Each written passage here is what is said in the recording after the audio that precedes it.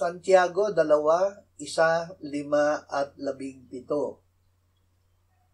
Mga kapatid ko, huwag kayong magkaroon ng pagtatangi habang tinataglay ninyo ang pananampalataya sa ating Panginoong Hesukristo, ang Panginoon ng kaluwalhatian.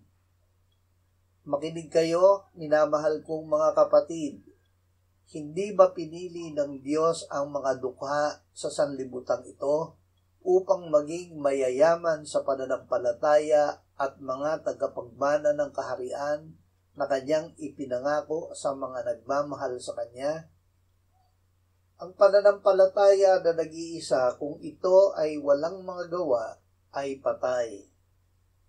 Gawin ang gawa ng pananampalataya. Ang tanging mahalaga ay ang pananampalataya na gumagawa sa pamamagitan ng pag-ibig.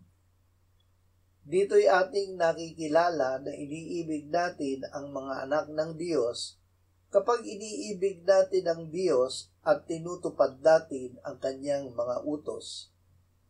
Sapagkat ito ang pag-ibig sa Diyos na ating tuparin ang kanyang mga utos at ang kanyang mga utos ay hindi pabigat. Ang pag-ibig ay hindi nagtatangi laban sa mahihirap pabor sa mayayaman. Pinili ng Diyos ang mahihirap na maging mayaman sa pananampalataya. Kung tayo ay nagtatangi laban sa mahihirap, nilalabanan natin ang kalooban ng Diyos na sila ay yumaman sa pananampalataya.